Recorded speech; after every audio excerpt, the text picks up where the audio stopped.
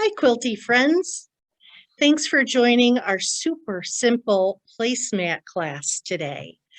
Here at InterQuilten, we do an event called Placemat Palooza every year where all of our good friends make and donate placemats and walker bags to Meals on Wheels and the Benzie Senior Center or Resource Center.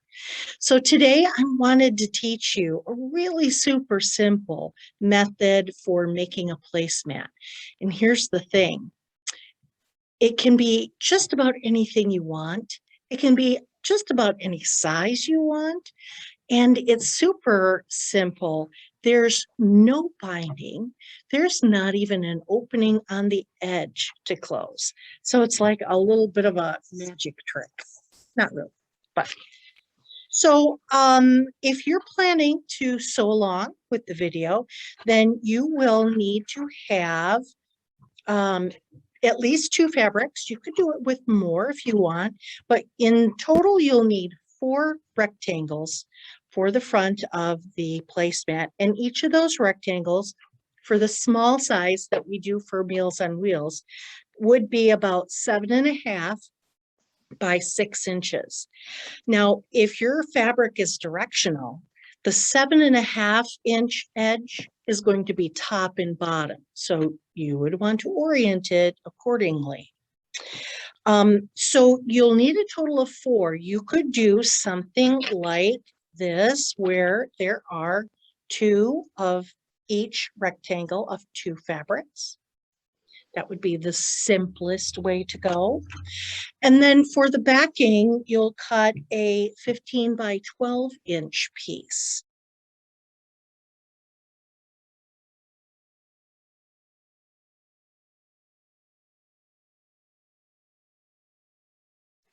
And I kind of did the math and decided that if you were really careful cutting, you should be able to get enough out of 2 fat quarters to make 2 placemats. Now, if you want to make your placemats a little bit bigger, you can play with the size, add an inch here and an inch there. It'll be okay. You can do anything you want. You're the maker here. Okay, so if you have your rectangles cut and ready, let's get going. All right, so this is going to be my backing. It's just a piece that we had in our scrap bin. This is very scrap friendly. Now, I'm going to show you another 2 fabric version for the front, but you could certainly do other kinds of things like 4 different fabrics, or maybe you've got some strip sets hanging around that were left over from something. So you could cut your rectangles out of those and combine them with different things. Lots of possibilities. Here are my fabrics for the front. I have 2 rectangles, 6 by 7.5 of the red crackle. That's a North cut. And then I have 2 rectangles, 6 by 7.5 that exactly match the backing. So let's get sewing. Everything here is going to be approximately a 1/4 inch seam. If you take a little longer, wider seam or a little narrower seam, it'll be okay. So you're going to want to stitch 2 rectangles together. If you're using 2 fabrics, you're going to want 1 of each. You're going to put them right sides together, and we're going to stitch down this long edge, the 7.5 inch edge.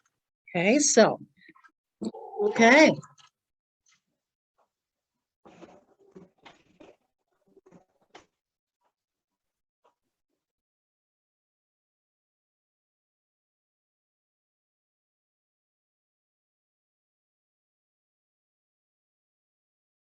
Now, when I've done that, I can cut them apart, trim off my thread, and now, well, I can't get the thread to let go of me. And now I'm going to press this and press both sets towards the seam allowance. Press the seam allowance towards that darker fabric. You're going to set the stitches. So this is my dark fabric. It's going to be on the top. Set my stitches, and then I'm going to open it up carefully and press that open. I'll be right back.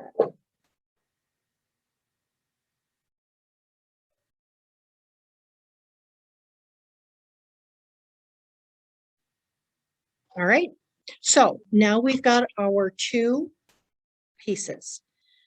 You've made a 4-patch, right? We're going to make a 4-patch with a little bit of a difference. So when I put these guys together, of course, I'm matching the edge, and I'm putting my seam allowances together, and because we pressed them both to the dark, they're going to go the opposite way and nest very nicely. But when I sew this seam together, I'm not going to sew the whole thing.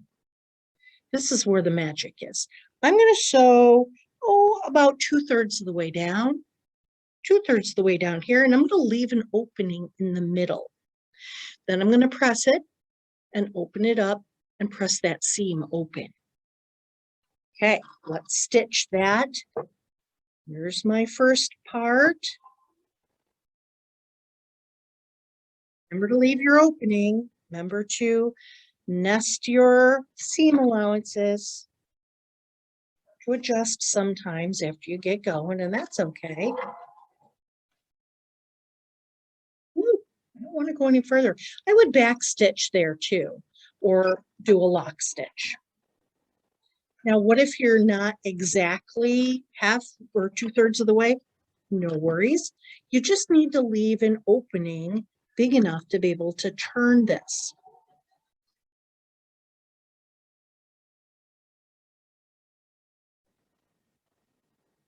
Okay.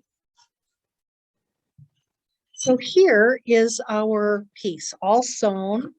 I'm going to nip the loose threads where I hopped over the middle. And now I'm going to press this, and I'm going to press my seams open.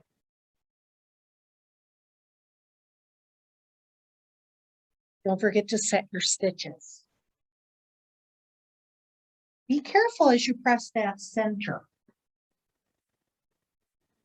You're going to kind of need to arrange it by hand and then press it so that you don't lose your seam allowance in that center part. Okay, so here's how I've opened it, but now I want to take this seam allowance and actually press it open.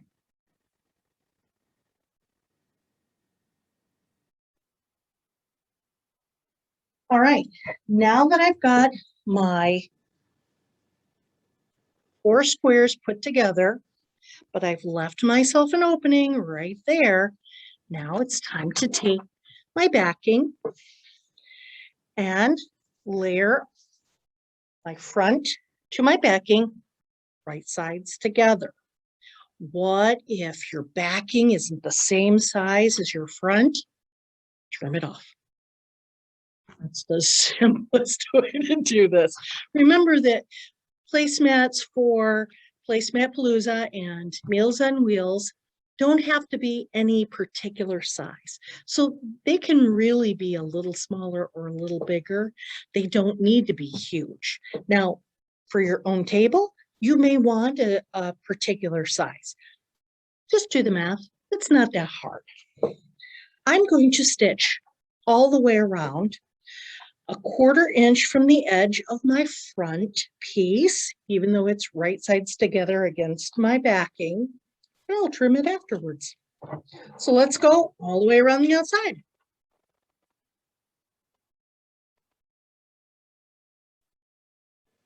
A walking foot could be a good thing for this too. If you were going to do a placemat that had padding in it, you would probably want your walking foot. That would be a good thing. How would you handle padding?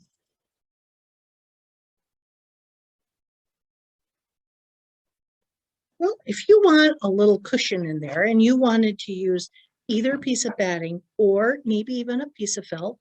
Just make it the same size as your backing and put it on the wrong side of the backing. The backing is then right side up and your front is right side down towards the right side of the backing. And when you turn it all, it'll all come out really good. So I'm 2 sides around, maybe 3 in just a jiffy.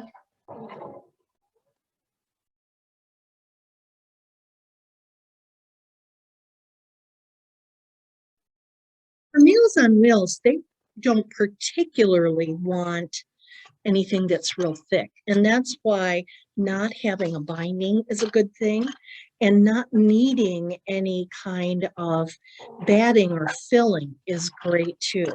The reason being some of those folks don't have great eyesight. You don't want them to set their glass or their beverage on the edge of a placemat that's thick and have that glass tip over. So thin is good, right?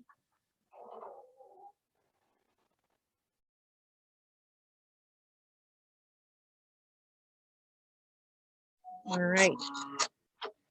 I am going to trim this puppy up.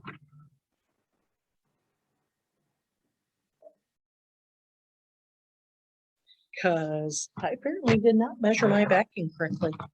And I don't know what I did with my cutter. So I'm just going to whack it off with my scissors. I would trim your corners off so that you don't have too much bulk in that corner. And that's just a matter of trimming across the diagonal, somewhat close to the stitching, but not on the stitching. And now we're going to be turning this whole thing right side out through the opening that we left in the middle.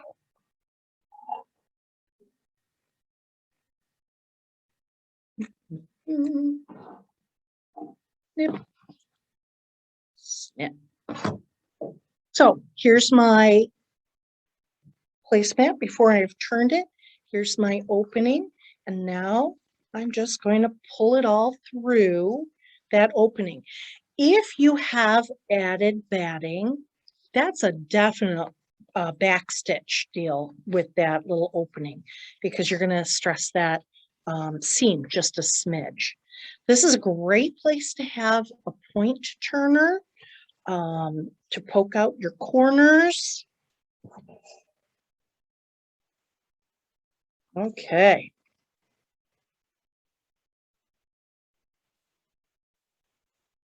You know, we have well over 400 placemats collected so far. We have almost 2 weeks to go, and we need about 200 more. So I hope you're making one and you're going to bring it in. Show me what a good job you did. Okay, I've turned it. Okay, now I want to press this. And I also want to make sure that that opening, the edges of that opening are folded back nice and neat as well. So head to the pressing station.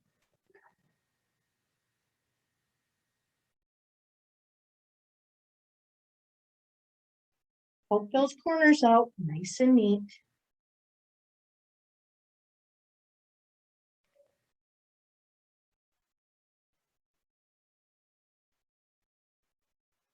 To get that edge nice, you sometimes have to kind of roll it with your fingertips, and that'll help so that the front and the back end up where they're supposed to be and not on the wrong side.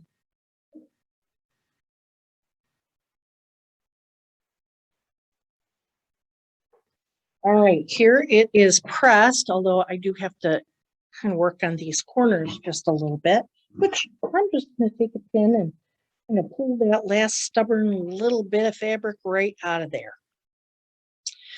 So you effectively have a placemat that is 90% done.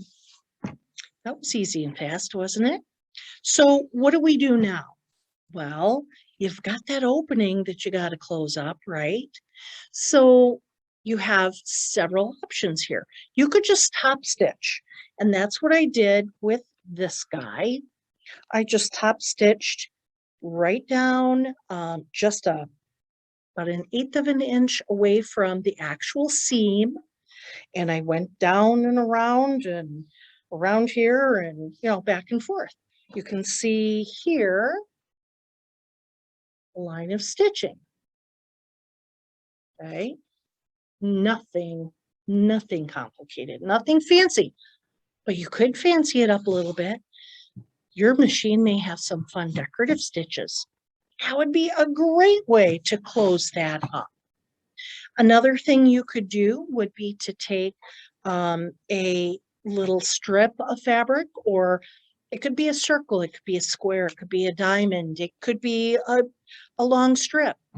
Put some fusible web on the back and lay that right down. That will cover that opening, and stitch around the outside. You can use a blanket stitch, a decorative stitch, or a straight stitch just really super close to the edge. You wouldn't even have to turn that under if you didn't want to.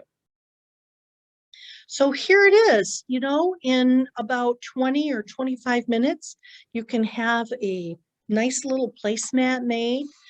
But make them a little bit bigger if you want. Make them out of as many colors as you want. Even though this is one fabric on this sample, this could be pieced. And then those rectangles cut out from something you've pieced together. This could be kind of a crazy quilt sort of placemat. So don't be afraid to try new things. You can do some really cool improv quilting. Just whack things off and stitch them together, and then cut your squares out and make a really cool, unique kind of placemat. You could certainly use this technique for a table runner as well. If you don't like to have binding to worry about, or you don't have time to bind, this could be a good solution, I think. So there it is. I will post this on our website and my YouTube channel, and I'll also post the measurements and how I could potentially cut out 2 placemats from 2 fat quarters. So here's my little drawing for how I might get 2 placemats out of a fat quarter. So the 12 by 15, the 6 by 7.5, 6 by 7.5, 7.5 by 6, 7.5 by 6. If you cut 2 fat quarters just like that, you'll have enough to do 2 complete little placemats. Not enough to make it if you're going to make it a little bit bigger. So that is the super simple placemat for today. I hope you'll make some. I hope you'll enjoy making them. And I hope we'll see you in to bring a couple for donation to our Meals on Wheels deal. Thank you very much from InterQuilten. I'm Tawny. I enjoy you, my quilty friends. Bye.